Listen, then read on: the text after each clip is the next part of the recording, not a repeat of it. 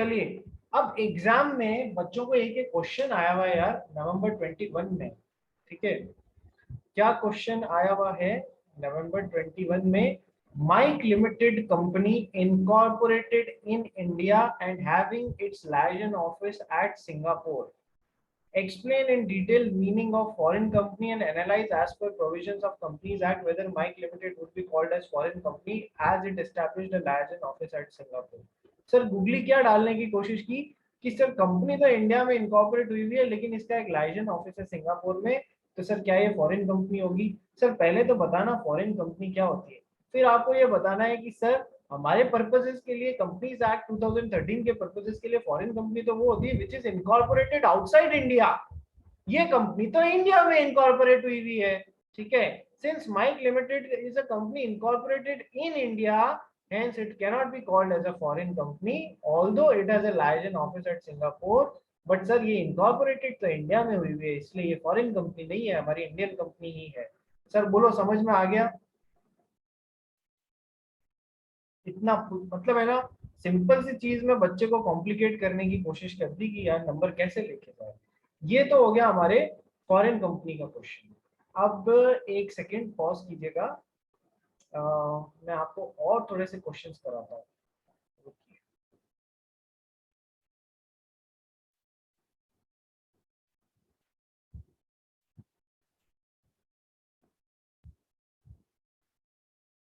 चलिए सर, एक क्वेश्चन है, ये पब्लिक और प्राइवेट कंपनी पे क्वेश्चन है। जिग्नेश पढ़ना इस क्वेश्चन को। Jagannath Oils Limited is a public company and having 220 members, of which 25 members were employed in the company during the period 1st April 2006 to 28th June 2016. Stop. They were allotted shares in Jagannath Oils Limited first time on 1st July 2007, which was sold by them 1st August 2016. After some time on 1st December 2016, each of those 25 members acquired shares in Jagannath Oils Limited, which they are holding till date. Now company wants to convert itself into a private company. State with reasons whether Jagannath Oils Limited is required to reduce the number of members. Would your answer be different if about 25 members were the employed in Jagannath Oils Limited for a period of from 1st April 2006 to 28 June 2017? Sir question समझ में आया? Sir private company में maximum 200 जन होने चाहिए। ये एक ऐसी पब्लिक कंपनी है जिसमें अभी 220 मेंबर्स हैं और ये पब्लिक कंपनी अपने आप को प्राइवेट कंपनी में कन्वर्ट करना चाह रही है। ठीक है, अब सर अपन को ध्यान है कि प्राइवेट कंपनी में 200 की काउंटिंग में हमको सबसे पहले तो करंट एम्प्लॉइज जो कि मेंबर्स भी हैं उनको काउंट नहीं करना है। सर पास्ट एम्प्लॉइज जो पास्ट एम्प्लॉयमेंट में रहते हुए मेंबर थे और आज दिन तक मेंबर हैं कंटिन्यूअसली तब से, उनको इंक्लूड नहीं करना है। ये पूरा क्वेश्चन इस पे बेस्ड है। ठीक है, हमको जॉइंट होल्डर्स को क्या मानना है? एक ही मानना है फॉर द पर्पसेस ऑफ, मतलब 5 कपल ऐसे हैं जिन जो जॉइंट होल्डर्स हैं, तो 10 जने तो 10 हो गए, लेकिन सर तो पब्लिक कंपनी में तो ये 10 थे, लेकिन प्राइवेट कंपनी में जब मानेंगे ना तो इनको एक कपल को एक ही मानेंगे तो ये 5 पे काउंट आ जाएगा, क्योंकि हस्बैंड वाइफ मिला के एक जॉइंट होल्डर्स हो जाएंगे तो एक ही शेयर होल्डर माना जाएगा। ठीक है, अब इस क्वेश्चन में क्या है सर, इन 220 में से 25 मेंबर ऐसे 25 जने ऐसे थे जो कंपनी में एम्प्लॉय थे 1 अप्रैल 2006 से 28 जून 2016 तक। ठीक है सर, इनको शेयर्स अलॉट किए गए थे जब कंपनी में एम्प्लॉय थे उस समय 2007 में, जो इन्होंने क्या किया 1 अगस्त 2016 को बेच दिए। 1 अगस्त 2016 को, यानी कि सर कंपनी से जब छूटे ना ये लोग 25 जने, मई जून जुलाई अगस्त, यानी कि वो शेयर जो कंपनी में एम्प्लॉयमेंट में रहते हुए इन्होंने बेच दिए थे, जो कंपनी में एम्प्लॉयमेंट में रहते हुए इन्होंने बेच दिए थे कंपनी से रिटायर होने के बाद में। रिटायर कब हो गए सर? 2016 में। कौन सी 2016 में? 28 जून 2016 को रिटायर हुए, अभी तक थे शेयर्स इनके पास में, लेकिन इन 25 के 25 लोगों ने वो शेयर्स कब बेच दिए सर? अगस्त 2016 में सब ने बेच दिए अपने शेयर्स। ठीक है सर। अब क्या हुआ, इन 25 के 25 ने दिसंबर 2016 में वापस जगन्नाथ के शेयर्स खरीद लिए, जो वो आज दिन तक होल्ड कर रहे हैं। तो अब क्या इस वाले पार्ट में फिट हो पाएंगे? पास्ट एम्प्लॉय जो पास्ट एम्प्लॉयमेंट में रहते हुए जिनके पास में शेयर्स थे और आज दिन तक मेंबर्स हैं, ठीक है, उनको काउंट करना है सर। चूंकि इन्होंने सारे के सारे शेयर वो बेच दिए, कंटिन्यूअसली मेंबर नहीं रहे, एक भी शेयर रख लिया होता तो बात अलग थी, इन्होंने वो सारे शेयर्स बेच दिए। हाँ वापस खरीद लिए, लेकिन अब ये वो वाले शेयर्स नहीं है जो एम्प्लॉय रहते हुए मेंबर बने थे, वो वाली मेंबरशिप नहीं है ये तो नॉर्मल कोई भी आदमी जो इस कंपनी में मेंबर बन सकता है उस तरीके से ये मेंबर बने उसमें। ठीक है सर। तो सर यानी कि सर इन 25 की गिनती में जो प्राइवेट कंपनी में इनको रिड्यूस करना होता है ना, वो इस दायरे से बाहर आ चुके हैं। तो सर इन 25 को तो काउंट किया ही जाएगा, यानी कि छूट नहीं मिलेगी, क्योंकि एम्प्लॉयमेंट में रहते हुए ये जो मेंबरशिप थे वो दायरा टूट गया है इनका। ठीक है। तो sir yes, they need to reduce their numbers, उसमें 220 मेंबर्स हैं। ठीक है। और 25 मेंबर ऐसे हैं सर, ये 25 के 25 काउंट होंगे, सो 20 से रिड्यूस करना पड़ेगा ताकि 200 की लिमिट में आ जाए, 200 की लिमिट में आ जाए। क्या ऐसा बता दोगे आप? पूरा अच्छे से एक्सप्लेन कर लोगे बेटा? ठीक है। सबसे पहले आप बताना सर, प्राइवेट कंपनी क्या होती है, पूरा डिफाइन करना। प्राइवेट कंपनी वो होती है जिसमें paid up share, minimum paid up share उतनी हो एज में बी प्रेस्क्राइब, और जो restricted transferability of shares करती है, and except in one case of OPC जिसमें मैक्सिमम 200 मेंबर्स हो सकते हैं, और जहां पर जॉइंट होल्डिंग होता है या ये सारी बातें हैं, ये सारी भी आपको बतानी है, और वो प्रोहिबिट करती है, पब्लिक से वो इनवाइट नहीं कर सकती है। ठीक है। अब सर आपको पूरा बताना पड़ेगा कि ये 25 मेंबर्स थे, they ceased to be the employ in Jagannath oil mills इस तारीख को। ठीक है। जब इन्होंने शेयर्स वापस लिए उस तारीख को ये एम्प्लॉयज नहीं थे, तो सर अब ये उस डेफिनेशन में फिट नहीं हो रहा है। यदि ऐसा होता 2016 में जुलाई में इन्होंने अपने शेयर सारे बेच दिए, मान लीजिए, अब जून में सारे शेयर्स बेच दिए, जुलाई में वापस इनको शेयर्स मिले, और अगस्त में ये लोग रिटायर हुए, तो सर वापस क्वालिफाई कर जाएंगे कि हाँ उन 220 में से इन 25 को माइनस किया जा सकता है, क्योंकि एम्प्लॉयमेंट में रहते हुए इनको शेयर्स मिले थे, तो फिर ये क्वालिफाई कर जाएंगे वापस। ध्यान रखना, मेरी गूगली समझ में आ रही है या नहीं आपको? क्वेश्चन एग्जाम में यदि एक स्टेप और आगे ले जाके वापस कॉम्प्लिकेट कर दे तो कैसे आंसर करोगे? बोलो सर, समझ में आया? यस और नो? Yes, sir. सिया? हाँ सर। ठीक है, चलिए।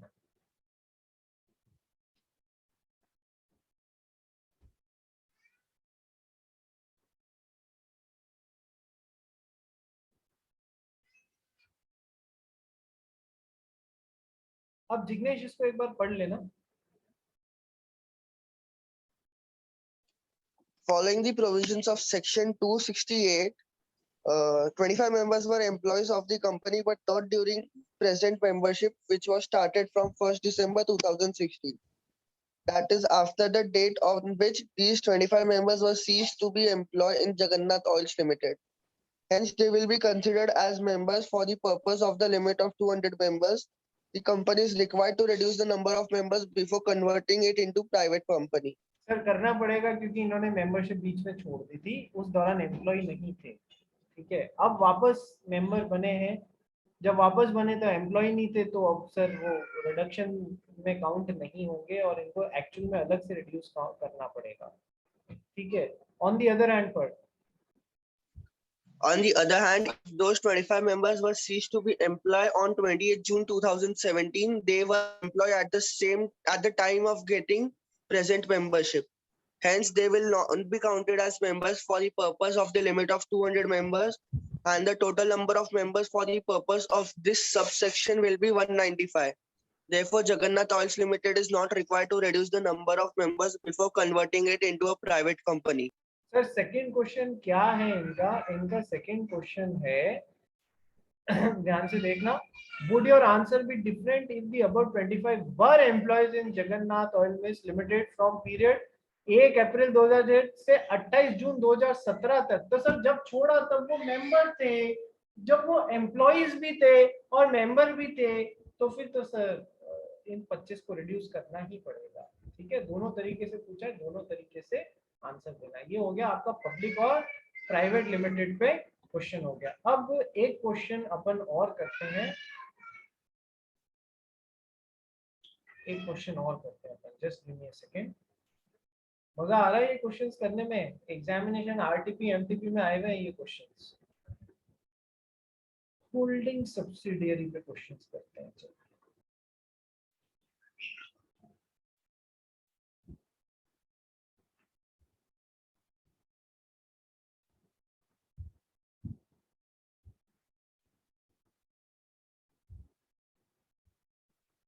विघ्नेश क्वेश्चन पढ़।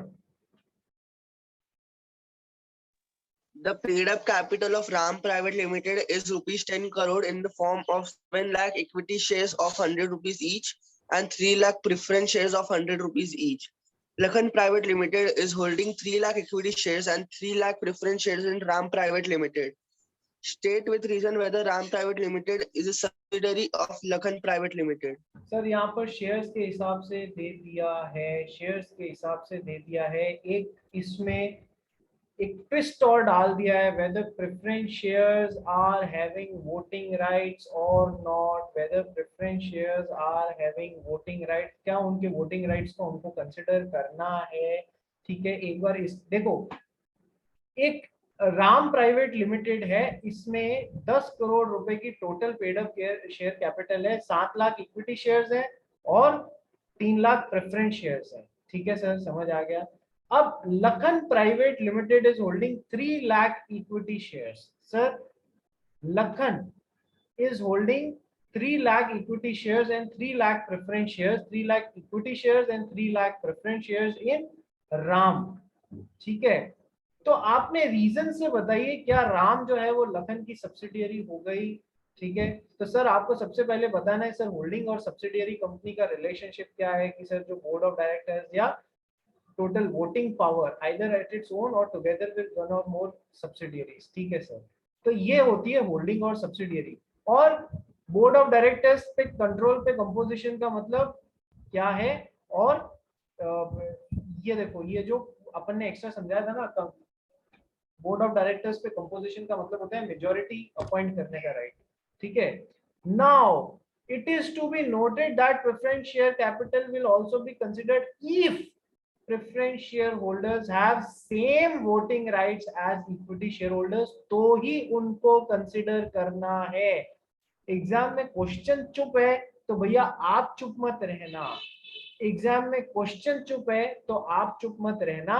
It is to be noted that preference share capital will also be considered if preference share holders have the same voting rights as equity share holders, तो ही हमें उनको consider करना है। अब इस केस की डिटेल दे देना कि सर इतने रुपए की ये है। खुद अपने इंस्टीट्यूट ने क्या अजम्पशन लिया है इसमें, as in the given problem it is not clear that whether preference shares are having voting rights or not, it can be taken that there is no voting rights with these shares। generally होते नहीं है बेटा, इसलिए institute ने इस तरफ tilt मारा है that it can be taken that there is no voting rights with preference shares। अब सर प्रेफरेंस शेयर्स पे हम ये मान के चल रहे हैं, हमने अपना अजम्पशन बता दिया कि हम मान के चल रहे हैं कि प्रेफरेंस शेयर वालों के पास में वोटिंग राइट्स नहीं थे, तो हम क्या मान लेंगे सर, हम ये मान लेंगे कि sir on the basis of provisions Lakan Private Limited is holding 3 lakh equity shares out of total equity paid up capital of Ram Private Limited. ठीक है, यानी कि कितने में से 7 लाख में से 3 लाख, 7 लाख इक्विटी कितनी है रे? इक्विटी 7 लाख इक्विटी शेयर्स है, यानी 7 करोड़ रुपए के 100 ईच। ठीक है, 7 करोड़ रुपए के में से 3 करोड़ रुपए के, 7 करोड़ रुपए में से 3 करोड़ रुपए के इक्विटी शेयर्स हैं, या 7 लाख में से 3 लाख इक्विटी शेयर्स हैं। यदि हम इनको वोट, एक इक्विटी शेयर के पीछे एक वोटिंग राइट भी कंसिडर कर लेते हैं, क्योंकि यहाँ पर डिफरेंशियल वोटिंग राइट्स की बात कुछ करी नहीं गई है, वो भी आप लोग अपनी तरफ से लिख देना कि सिंस यहाँ पर कोई इंफॉर्मेशन नहीं दी गई है डीवीआर की, इसलिए हम ये मानते हैं कि एक इक्विटी शेयर के पीछे एक वोटिंग राइट है। ठीक है, तो इस वजह से सर लेस देन 50% है, मोर देन नहीं, लेस देन 50% ही हुआ ये, तो इस वजह से इनमें लखन और राम में होल्डिंग सब्सिडियरी वाला रिलेशनशिप नहीं होगा, क्योंकि ये इसमें less than 50% of the total voting rights exercise कर रहा है।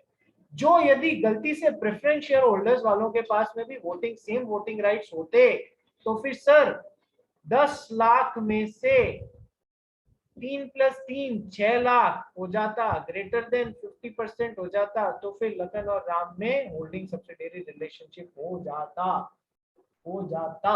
अभी नहीं है। सर ये क्वेश्चन समझ आया क्या? बोलो Yes, sir. सभी लोगों को। मोहित, मानस, कृष्णा, ओम, ओम भैया। हाँ सर। सिया तेरे को आया? हाँ सर। अब एक लास्ट गूगली क्वेश्चन कराता हूं आपको आज के लिए। Holding and subsidiary plus government company, जो मैं आपसे कल बात कर रहा था ना कि सर एक मिक्स्ड क्वेश्चन आएगा, होल्डिंग एंड सब्सिडियरी और गवर्नमेंट कंपनी दोनों का मिला के क्वेश्चन है। जिग्नेश पढ़ना चालू कर।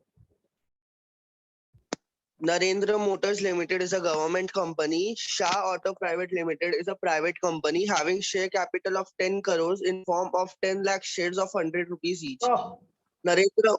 नरेंद्र मोटर्स नाम की एक गवर्नमेंट कंपनी है, एनएम एक गवर्नमेंट कंपनी है सर। ठीक है sir. Shah auto private limited is a private company. Shah auto private limited private company है। ठीक है, having share capital of rupees 10 crores in the form of 10 lakh shares of 100 each. ठीक है sir. Narendra motors limited is holding 5,05,000 shares. Narendra motors का इसमें 5,05,000 shares, 5,05,000 shares है in Shah auto private limited. Shah Auto Private Limited claimed the status of the government company. Shah Auto Private Limited ने कहा कि मैं भी गवर्नमेंट कंपनी हो गई हूँ। एडवाइज एज लीगल एडवाइजर, क्या Shah auto private limited government company है या नहीं है? सर देखो, इसमें मिक्स्ड एंगल आ रहा है होल्डिंग और सब्सिडियरी का और गवर्नमेंट कंपनी का। ठीक है, तो सबसे पहले सर अपने को क्या ध्यान रखना है कि सर अपन ने एक चीज गवर्नमेंट कंपनी में पढ़नी रह गई है क्या? That subsidiary of a government company will also be considered as government company. कहीं ना कहीं पर ये आया है क्या? ये देखो, ये चीज इतनी सी पढ़नी रह गई, उस पर पूरा क्वेश्चन बन गया। ठीक है, देखो गवर्नमेंट कंपनी क्या होता है? गवर्नमेंट कंपनी वो जिसमें minimum 51% of paid up share capital is held by central government और स्टेट गवर्नमेंट और कॉम्बिनेशन ऑफ स्टेट गवर्नमेंट्स और combination of central government and state government. ठीक है, एंड ये एक नया पॉइंट, 4th पॉइंट होना चाहिए था, एक ऐसी company which is a subsidiary company of a government company will also be considered as a government company. यानी कि होल्डिंग और सब्सिडियरी कंपनी वाला रिलेशनशिप ऐसा है कि होल्डिंग गवर्नमेंट कंपनी है, तो ये जो सब्सिडियरी कंपनी है ये ऑटोमेटिकली गवर्नमेंट कंपनी बन जाएगी सर। ये ऑटोमेटिकली गवर्नमेंट कंपनी बन जाएगी सर। ये जरूरी नहीं है कि ये जो गवर्नमेंट कंपनी है या फिर ये कंपनी जो है, दिस कंपनी, इसमें 50% 51% of paid up share capital, central government या स्टेट गवर्नमेंट या सेंट्रल गवर्नमेंट और स्टेट गवर्नमेंट के कॉम्बिनेशन से 51% of the paid up share capital यहाँ पर इसमें हो, ये जरूरी नहीं है। मान लो 50.5% भी है, मान लो 50.5% भी है, तो सर होल्डिंग सब्सिडियरी रिलेशनशिप तो हो गया ना इस कंपनी में, गवर्नमेंट कंपनी का इस कंपनी में होल्डिंग सब्सिडियरी रिलेशनशिप तो हो गया ना सर। तो होल्डिंग सब्सिडियरी रिलेशनशिप हो गया सर, तो फिर देखो मैं आपको वापस एक बार समझाता हूँ, मुझे खुद को सेटिस्फैक्शन नहीं आ रहा है। सर ये गवर्नमेंट है, गवर्नमेंट कंपनी नहीं, सेंट्रल गवर्नमेंट, ये स्टेट गवर्नमेंट, इन्होंने गवर्नमेंट कंपनी नहीं बोल रहा हूं बेटा, इन्होंने मिलके इस कंपनी में, इन्होंने मिलके इस कंपनी में यदि greater than 51% of the paid up share capital है, तो फिर ये कंपनी क्या कहलाने लग जाएगी सर, गवर्नमेंट कंपनी।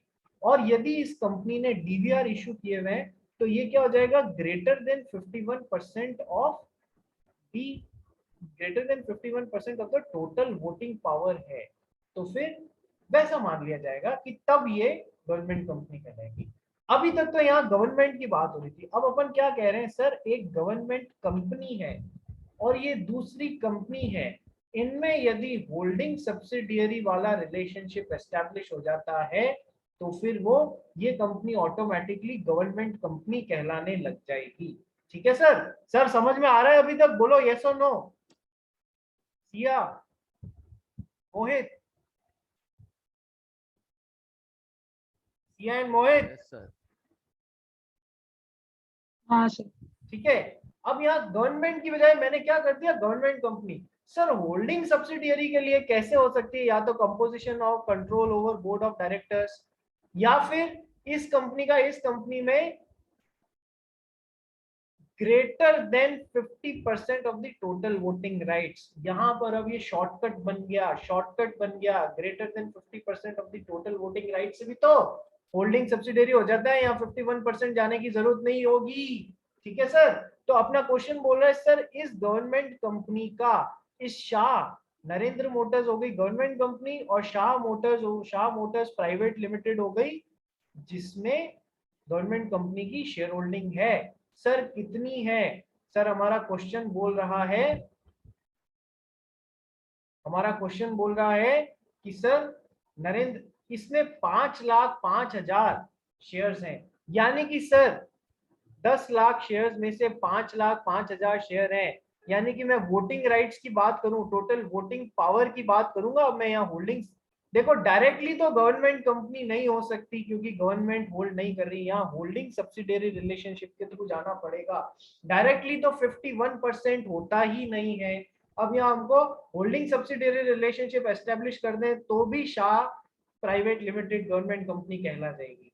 सर है, क्योंकि greater than 50% of total voting rights आ जाते हैं, ग्रेटर देन 50%, 5,05,000 शेयर हैं 10 लाख में से, यानी कि 50.05%, greater than 50% of total voting rights हैं, इसलिए शाह लिमिटेड क्लेम कर सकती है, शाह प्राइवेट लिमिटेड क्लेम कर सकती है गवर्नमेंट कंपनी का स्टेटस। पूरा आपको समझाना पड़ेगा, समझा लोगे, बोलो यस सर। किसी को डाउट हो तो मैं वापस बोलना बताने में I am ready to tell it to you again. किसी को डाउट हो तो, समझ में आ गया हो तो कोई दिक्कत नहीं है, बोलो सर। क्या आप में से किसी को डाउट है? समझ गया सर। समझ गया। बहुत ध्यान से क्वेश्चन पढ़ना बेटा, एग्जाम में कहाँ फंसाने की कोशिश कर रहा है अपने को। ठीक है, अब एक बार और रुक जाओ, देखते हैं गवर्नमेंट कंपनी के भी कोई क्वेश्चन है क्या मेरे पास में। बैंक में नहीं है, नहीं है, नहीं है। तो इसी के साथ में मैंने आपको ये जो जितने अलग अलग आरटीपी एमटीपी में क्वेश्चंस आए हुए थे ना, ये सब मैंने कोशिश की है, private company, public company, then holding company, subsidiary company, government company में होल्डिंग सब्सिडियरी का रिलेशनशिप एस्टैब्लिश कर देना। ठीक है, ये सब मैंने आपको कराने की कोशिश की है। फॉरेन कंपनी पे भी क्वेश्चन करा है। कल मैं आपको बहुत important part section 8 company start कराऊंगा। I will be starting with section 8 company, और अब तो इम्पोर्टेंट ही इम्पोर्टेंट है, ठीक है। सेक्शन 8 कंपनी करेंगे, गवर्नमेंट कंपनी करेंगे, निधि कंपनी करेंगे, पब्लिक फाइनेंशियल इंस्टीट्यूशन करेंगे, ठीक है जी। चलिए कल मिलते हैं फिर।